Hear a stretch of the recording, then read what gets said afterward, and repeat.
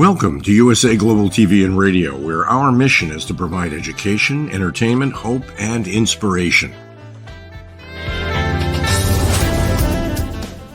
USA Global TV and Radio connects you with experts and audiences all around the world every single day to help you succeed in business and to live a richer life. Visit us at usaglobaltv.com to learn about career and life-changing training and mentoring programs like the Listening Mentor. Subscribe to our newsletter to stay informed about our special programs and offers.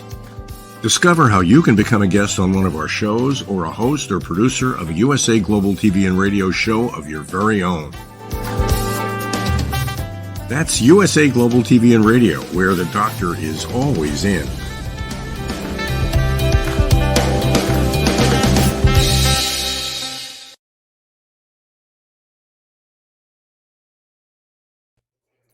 Hello, everyone.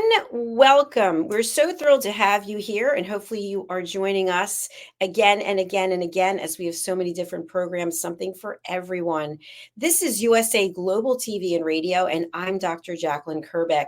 Our show today is Coexistence and Sustainability with Pet Psychic Aminah.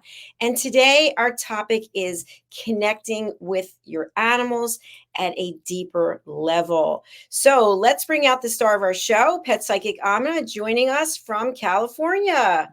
Hello, Absolutely. Hello. I hope everybody is doing wonderful and well, and you had the rain we needed, and now the sunshine. Yes, depending on where you are in the world, we had a ton of rain today here in Florida, and the sun is now out, so it's a good thing.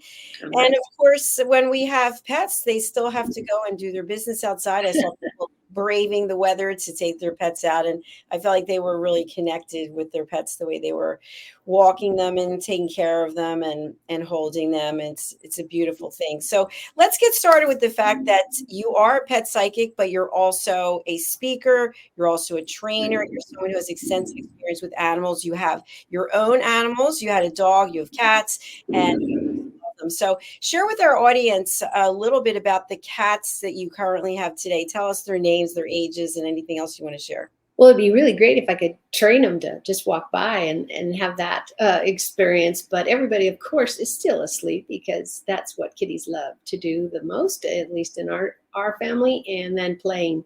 So all our kitties are from the shelter, any shelter, any kind of situation. The last one, I'd love to show you her, but she is socked out, and she could be under a cushion or in the bed or somewhere. So I'm not going to be able to share her yet. She is only about this big, so she's very tiny. And it's just really strange to have a very, very tiny one. We rescued her. A friend of ours found her, and of course knew who I was and what we do, and we would be glad to take her in. My daughter and I are single and live in our own place. So we have the ability to take on animals, which a lot of people, either their rent situation doesn't finance, or the person you're renting from doesn't allow that. I'm very, very blessed to have not those issues at this point. Everything changes sometimes. But if my poor little one walks by, I doubt it, because she's all curled up with the bigger cats. She is a challenge every day because she's so young and she's into everything.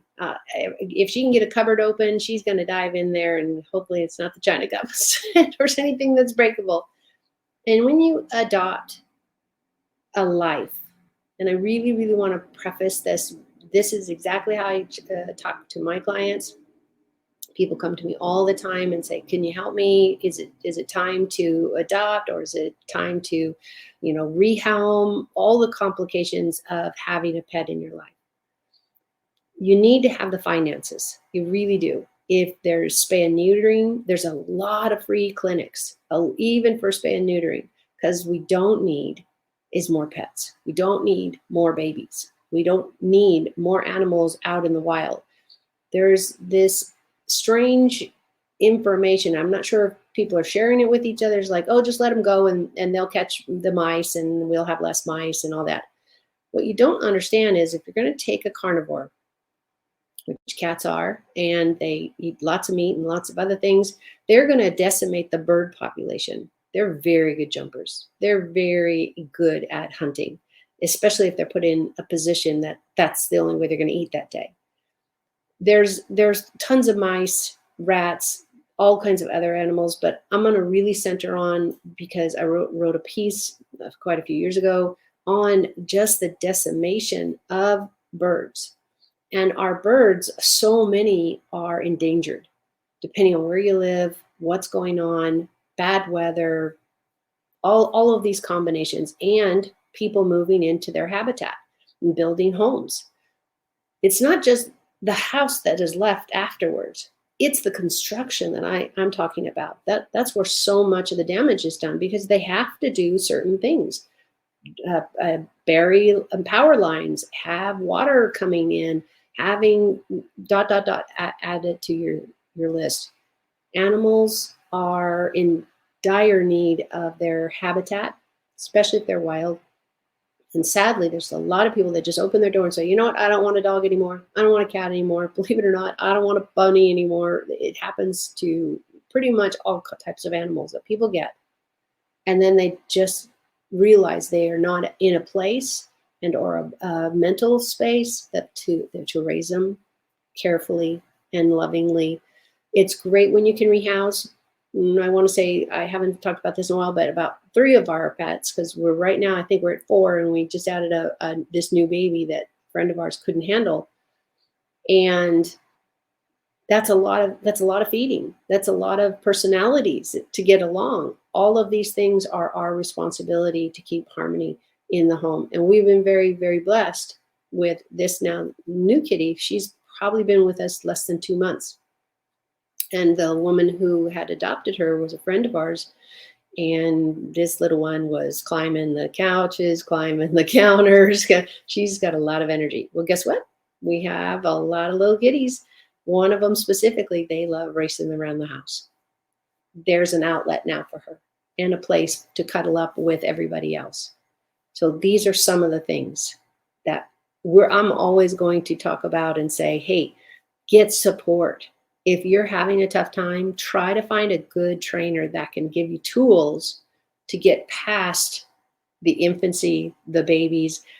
This little one, oh my gosh, if we open a drawer in the kitchen, she's in the drawer. You have to really check her. Or she comes up and jumps on my office table.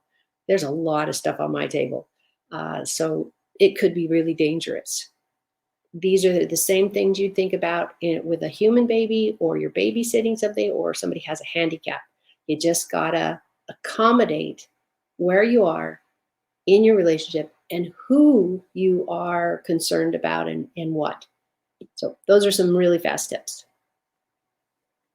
Excellent. Lots of good information there as always. And I just want to go back to something that you also said, because this does happen. I mean, people have reached out to me and they're like, you really should get a pet. You know, you think about it, but then you don't act on it. You have to really think about it, because it's going to be something that's part of your life every day.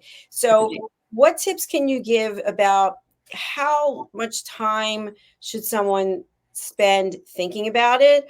Or how can someone, you know, the old Ben Franklin close pros and cons, like what are some suggestions as to whether or not it really makes sense at that moment in time? Right. But our moments in time are literally moments. Is this something you want to do in 3 months, 6 months? You know, what are you changing jobs?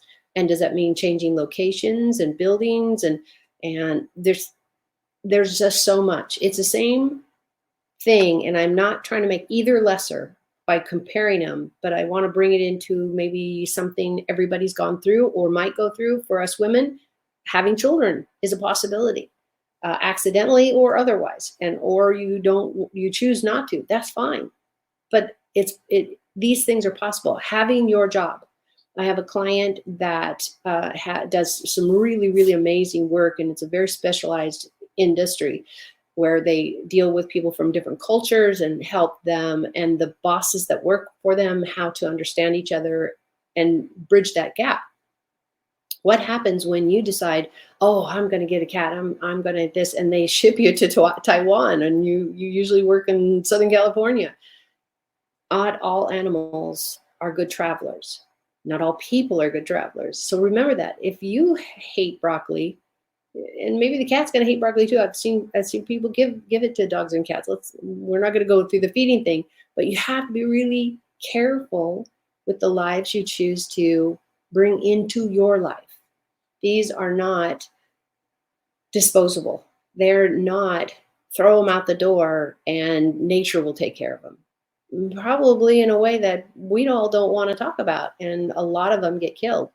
When the birds of prey, talking about anything from eagles to crows to big sized birds, not the little guys, hummingbirds and that type of stuff, they will literally chase those cats. They will claw their backs. They will try to get rid of them, especially when they're nesting. There's World War III going out there. And if we don't make wise choices and step up to the responsibility of adopting an animal for their lifetime, this could be 5 years, 10 years, 25 years, just depends on the breed, the animal, cat, dog, elephant, whatever you're adopting. You've got to have in your plan, what happens if I lose my job, if it's even possible that it's imminent, and yet you have to move somewhere else or you have to get another home.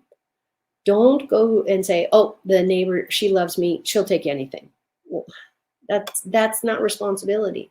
These are things you have to decide before you adopt. Before you adopt.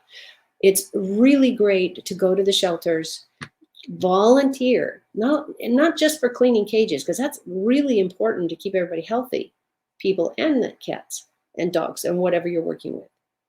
But it also makes them more adoptable. If people are coming in to hold them and pet them and hug them and feed them, spend time with them, maybe they're allowed to give them a toy, we have these little fuzzy balls, and they roll all over the place. Sometimes they're wet, because one of the cats likes dumping it in the water bowl and thinks, I don't know if she thinks it's hilarious, but we don't, because sometimes she'll get it out and she'll roll it all over and we get wet water and we're like, what the heck is this? A bad mop job? So realize what you're adopting. Always look into, if you're going to an adoption center, see if they do times where you can have the cat for 3 days, 4 days. I don't know how prevalent that is anymore, because it's really trying on the animal to be in a house and then not be in a house and not be in a house. But some places do still offer that. I still recommend go volunteer with them. Find out what they're doing. Find out what you can be doing. You'll get to meet all the pets and the cats. And I know it's not glorious work cleaning cages, but it sure means a lot to the animal that's living in that 24/7 and only coming out when somebody wants to see them. And that's not always happening. So think about those things. Thinking and not reacting, just coming Thank you. with a plan, being very methodical. Exactly. Right. Exactly. Right. So some people we see, they're obsessed with their pets. They're taking their dog everywhere they go. I haven't seen as much with cats, but is there a borderline or a boundary when it might be you're codependent on the pet for love and maybe being withdrawn from humans? Is that something you've seen or heard of? Absolutely. And when we were going through the pandemic, you really, really saw a lot of hermits to be made. We were required to stay in the house. If you're lucky enough to have a yard, hallelujah. I live in a condo. I have a little patio of plants. That's about it. But I don't have a beautiful yard to sit in. And that is part of our mental health. Animals can be an amazing, no judgment, meaning if you decide not to shower that day, no judgment on you, great companions. You have to look at, what is your life like now? What is your life like in 3 weeks, 3 months, 3 years? Look at where it might be. An animal is going to live, depending on the animal, is going to live possibly 20 years. Let's go with 15. That's a lot of time. That's a lot of time for your life to change completely. Maybe you meet that guy or girl that you finally are going to marry and have a wonderful life, and they're allergic to the animal you have. I have literally seen in my own family that one of them met this great guy on a work trip, and they decided to get married after a long period of time, and he was horribly allergic to kitties, and she had too. So they had to work around that. They had to figure out, well, do we move the cats to another room? And I hear somebody's thinking, well, why didn't you just give it to the shelter and let her be rehomed? Because my daughter made a commitment when she adopted her. So the commitment was, I'm going to have you for your lifetime, 10 years, 15 years, 9 days, whatever is in the cards. You need to understand that. What is really neat is that our young man has, little by little, had exposure to this cat. And little by little, his allergies and rashes got better. Are they all gone? I haven't checked in with him on that question, but what I understand through notes and letters, that yes, it has gotten better. Is it all gone? No. A lot of allergies are very, very important to see a doctor, or very, very annoying to have. Think about that. I'm going to throw in a little wrench to the conversation, but it's irrelevant. It is relevant. I used to have horrid, absolutely dripping. I literally carried Kleenex in my pockets and the boxes on my desk. My allergies were horrible. And I started working at a place where we had a youth program on honeybees and honey bears and harvesting it and all kinds of fun things I was doing with the kids, and a beekeeper. And he said, I see your nose runs all the time. You should eat the honey. Dr. Jacalyn, I think I've already talked about this when we first started. Do you know why eating the honey makes a huge difference in your allergies? Yeah, I don't think I should answer it because I. She knows the answer. She already got it. She looked under the paper. And it's the pollen. What do bees do? They go from flower to flower to plant to flower to flower and get us suck it all over them. Then they make their little honey. Don't know how. You can ask God later, but how's that made? So what I started doing is just taking a little teaspoon, whole spoon was a little bit much. So a little teaspoon of honey every single morning, every single day, where sometimes I was busy and forget. And within 6 months, I was down by 1 allergy tablet. I was taking 3. And the spray is in there. So within 6 months to a year, your body and your reaction is going to be different. But who wants to not take honey every day? It comes in, I didn't know this until I started working with a beekeeper. It comes in all different flavors and kinds because the flowers where the honeybee is taking the pollen from is different. You'll have a begonia here, you'll have a rose there, you'll have this here, and so it's all different. And it sticks all over their legs, it becomes part of the honey that they make in their cocoons. And so it's wonderful, and it's yummy. I didn't realize there's a dark one, there's a light one, there's an extra sweet one. And that's just the way that bees make it. It's not something we change. When they spin it, that's how you get it off the comb, is they spin it in a high speed. So all the honey comes out into the dome, if you want to call it, and the actual places where they put the honey, they put that back in the hive.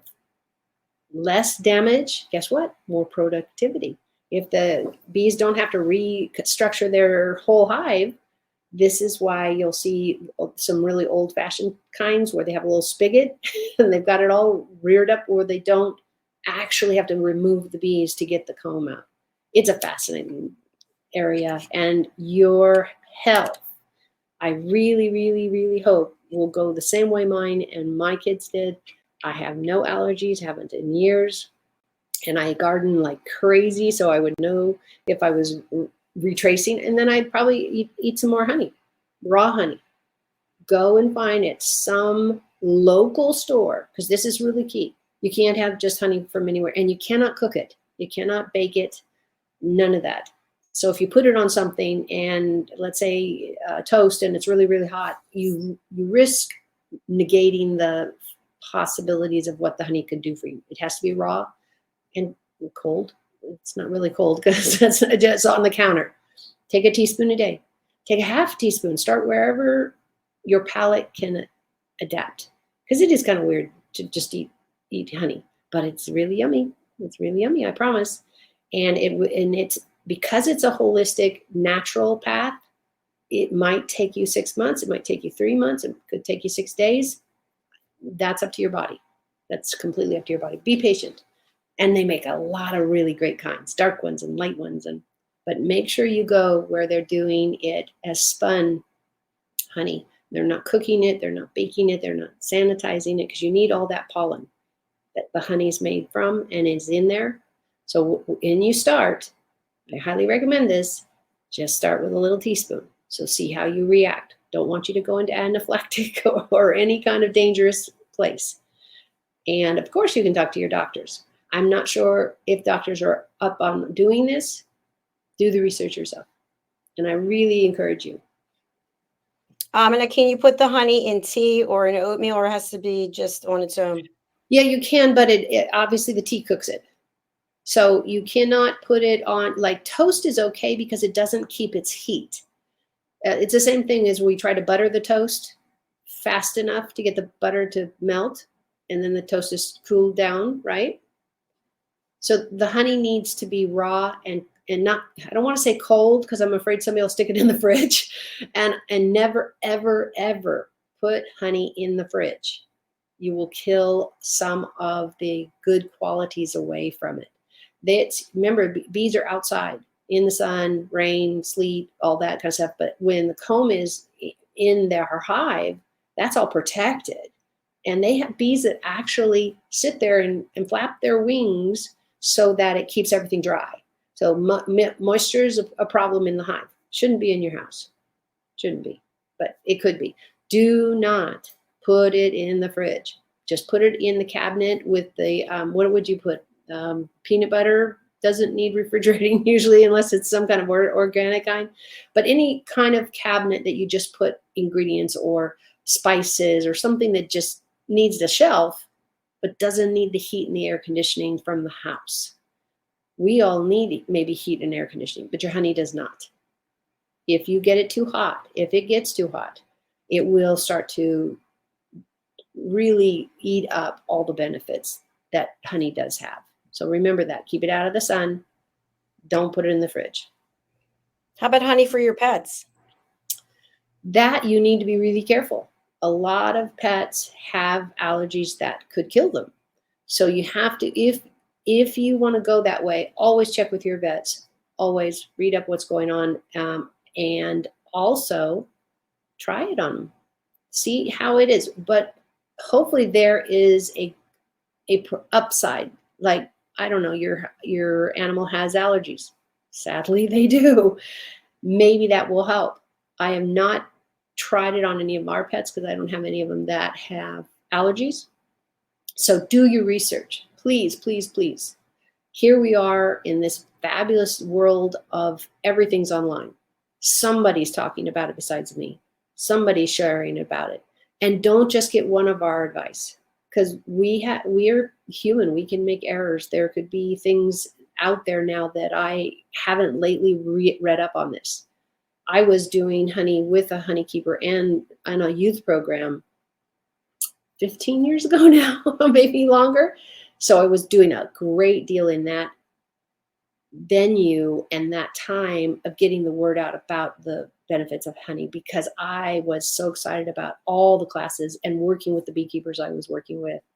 And I got them settled into this wonderful historic park where they have reenactments, and it used to be, anyways, really great place where our bees could be there, and our beekeepers set up there. And we had tons of children coming because we can start there, teach the kids to do better, and we can tag along with them. Thank you so much. My next question is, when we're talking today about connecting with animals on a deeper level, does that mean sleeping with them, having them in your bed? Thoughts? I think that's a personal choice. There is, if your animal is clean and doesn't need a vaccine, because if you need a vaccine, that's a different conversation. Or other things like if you weigh, imagine if you just weigh 100 pounds, it's not much of a person. They're not very tall or whatever. But if you roll over in your sleep, you could break a leg, and I mean the animals, or you could bump in. Now, most animals will jump out of the way. Most animals will get used to how you sleep. Do you sleep on your left all the time? Do you sleep on your back all the time? You know, we all have a habit of the way we sleep. We have an arm over our face or whatever. You can come up to the same thing as you get married and you're both trying to sleep in the same bed. There's a curve there to get used to. Wait a minute, I like it cold, you like it hot, my toes are cold, yours are hot, you know, all that. Animals are no different. Animals are no different. You need to keep them safe. You don't want to roll over your kid. You don't want to roll over your spouse. And you definitely don't want to roll over and crush your pet. I don't care how much they bark. Bones can get broken and in the weirdest examples of strangeness. So how did that happen? Well, it happened. So plan for all these things are possible, and then make some kind of guide. If you are not the type of person like me who wants a pet in the bed, then make that a forever rule. It took, I don't know, 6-7 months for one of our rescues to stop trying to get in my bed every night. Every night he wanted to sleep under the covers. I'm thinking, no, I can't sleep because I'm worried about how you're doing all night. Oh, am I squishing him? Am I too much room and too much? So that wasn't something I would ever do. Now, do the cats jump up on my bed while I'm asleep? Sure. That's a different conversation because they know where I'm at. They know how I sleep, and they usually jump out of the way, I assume, but I don't have a tape for what's going on while I'm asleep. But for me, I personally felt like it was safer to keep them on their bed. So I made sure their bed was for one of them specifically, she had to be close. So she was on the floor in this great little puffy thing that she could kind of dive in and stretch out. And it was near me. It was right near my head on the floor. So sometimes you got to accommodate, just like we have to accommodate other things in our life. Pets also can be happy even sleeping next to you.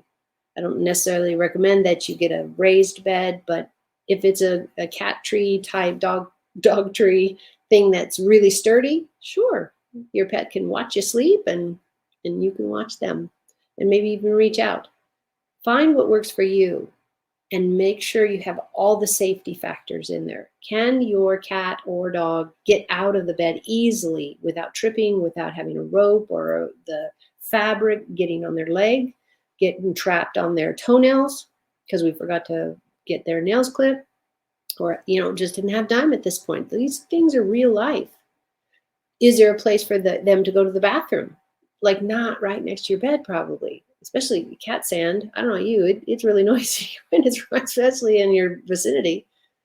But others are used to going outside. The dogs are used to being taken outside. That's a whole nother show for me, because dog waste, cat waste is not biodegradable. We must be picking it up. So if you want to go out at 3 and that's what you need to do, that's great. That's your relationship. But remember, if for some reason you're at a doggy bag and you're like, it's 3 in the morning, I'm going to get it tomorrow. Sometimes we forget and somebody gets to step in it or whatever. Always make sure you pick it up, please. Because the dog poops and the cat poops, because of their diets, they're not wild, are pretty much a 90% chance that their feces are still going to be there in a week, month, 6 months, depending on what's in it and what they've been eating. Yeah, for sure. And I just want to add on to that. There is 2 big piles of lizard waste in my driveway, and it's been for like 10 days. It doesn't go away. It's just there. It's just there. So I think people really need to understand that. So I know you mentioned that this could be a whole other show, but I want to just touch on it briefly today. How often should you be bathing your dog or your cat? How much does that depend on whether or not they're outside all the time? I know sometimes people have indoor pets, but if you're taking your pet for walks outside every day, what are your thoughts about the bathing? Yeah, if you are walking every day and they're not wearing booties, I've got plenty of clients and a daughter who has booties on her dog because he's really, really sensitive feet, especially on the hot sidewalk, especially, you walk anywhere in a public place that has a walkway and that can be a problem. So the booties might be essential. Guess what? You don't have to clean their feet as much either if the booties actually stay on, because they're just like our tennis shoes. I don't know you, I don't clean my feet very often compared to when I go out barefoot and I have to wash them right away. Your pets are no different. You need to realize all your pets, not your lizards, but dogs and cats and birds do it too. It's called preening, where they clean their feathers. So dogs and cats are going to come in the house with you all rested, all great. You're going to get dinner made or watch a great movie and everybody's sitting there and they'll start licking their paws and they'll start cleaning up. And the cats especially, they're the really great cleaners. Now that's part of their DNA. That's what they are. But if you see that when you come in, let's say your dogs won't wear booties on the walks, that's fine. You guys can have that battle later on or see if it's necessary, because they got a lot of really great booties for cats and dogs. Dogs specifically more so because they're the ones usually going for a walk, not the cats, but cats do. So you can put booties on and just own 2 or 3. Throw them in the hand wash, soak them a little and take them out.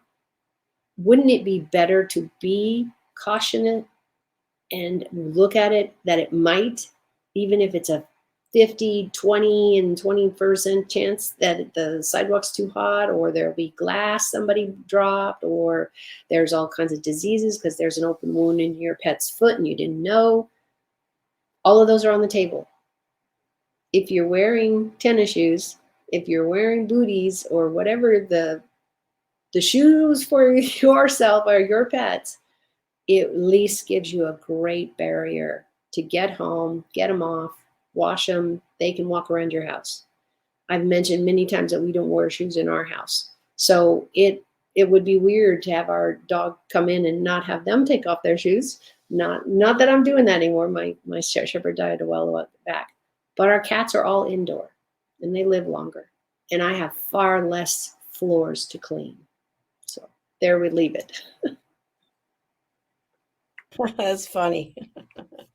Well, it's true. I want to see we don't do things when they're difficult, or we do them like the 10th thing on the list, and the list has been around since 1912 because, it was our New Year's resolution to get to it. I really encourage people to look at the positive side. There's so much well-being and health. And guess what? When my daughter thinks I'm crazy because I clean my cat box every day, twice. Wow. I get up in the morning, I'm cleaning. I assume they're gone to the bathroom. I'm always right. And then somewhere here in the daytime, I will, whenever, like, let's say I happen to be walking by and I can see it's full of all kinds of, sand. We've got the water, rocks that stick to the urine. And so I'm going to go in there because you know why, Dr. Jacalyn, have you any reason why I'm OCD on this? I like multiple choice, so well, left or right. It's because I wouldn't want to go in that box and go to the bathroom. If I wouldn't go to the bathroom, I mean, you and I have been in public bathrooms at some point many times, and you go, I don't know how to squat that high. I don't know, or we take the toilet paper and we put it down, or somebody else did it. You can see them thinking, because there weren't the little papers. Why did these little papers that covered the toilet seat be invented?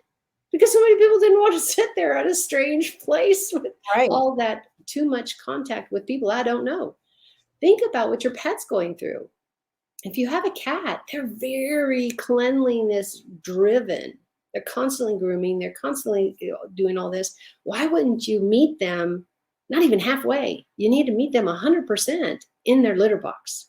I cannot tell you how many clients I have been in their home or been visiting somebody, and there literally is so much urine that became hard rock. We pooped in there, and this is obviously somewhere where I can see as a guest in their home. I'm thinking, ew. And then what do? You go and make dinner for us? Did you wash your hands? Because people get sick from many pathways. Why would you bring it up to yourself to now get it from your pets who are doing what only they need to do? There's just no flush. We are the flush. So I hate having to buy more sand. I feel like I'm literally supporting the industry with the 3 cats we have. So cleaning the box is part of my save the money also. It makes sure that the cats are not walking back in, even with sand all over it, and it's dry. Nobody wants to walk in that. I don't want to take the chance that they are so overwhelmed in their litter box that they go outside the litter box. And that happens a lot because the sand's not being cleaned.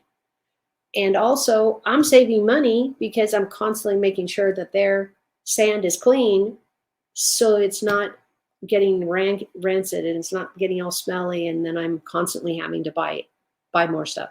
Am I frugal? Yeah, pretty much around my whole life. And there's ways like this that everybody wins. If they have a bowel movement, I don't care how much litter you put in there, it might smell. It might smell. But if you get in there, let's say you don't have time. So you get in there, you just cover it with the sand. Cover it with the sand. They still can go to the bathroom. You're going to get to it after work. And the smell will absolutely go down over 50% to the rest of your room. Let's say you had the cat is going to the bathroom and it stinks up. You open a window, but you got to clean the box. Because if you open the window and don't clean the box, you still got the box stinking up the room. So think about that. There are shortcuts here. It just retraining yourself. If you're not a clean the litter box person, I hope you do. I hope you do. Clean that litter box. Absolutely. That was a great analogy about, the way we like things to be nice and clean, but yet we don't consider that for. Yeah. And you're talking about a cat. They are one of the cleanest beings out there. Yeah. Have you seen some of the things all the wolves and the sloths and everybody eat? It's like, yeah. Ooh. Yeah, for sure. No, yeah. So think about that. If you love these animals, don't just love these animals, that saying, do right by them.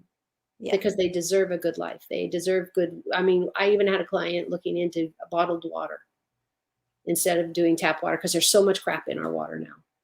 And I said, you know what? That is totally your choice. I understand why you're looking at it, and I applaud you on it. If you can afford that, because you have to buy all that, then I would suggest what I do for most people who are making a big change like that. That's going to cost money, especially when you're a senior and you're by yourself, and bills need to be managed. I said, try it for 30 days. Yeah. Every day you clean the box. I do that. Every day I'm cleaning 2 or 3 boxes because I do not want those cats walking around on my clean floor. So try it. See how it feels. See if you can maintain it. See if you get disgusted. All that kind of stuff. And maybe try it in 2 months and then try it in a month later and see if you can teach yourself to, if this means that much to you, hopefully you'll build that strength, and you'll get that from your partner or your friends or your cat. Yeah. But it really will save you so much with the vets as far as upper respiratory issues and that kind of stuff. There are so many positive things, and even your vet will say, yeah, that would be great, but you got to clean the box. Yeah, you got to clean that box. And so exactly. So many great tips that you've given today. And I want people to know that you've been giving tips for 3 years. Wow. They can go over to our YouTube channel, USA Global TV and Radio, and go to Coexistence and Sustainability. One of your episodes was in our top 10 again every month. You're one of the top 10. So I love it. What's the best way for people to reach out to you? We're putting your banner up. We got a little bit of an early start today. Yeah. How can people reach you, and what's the best way?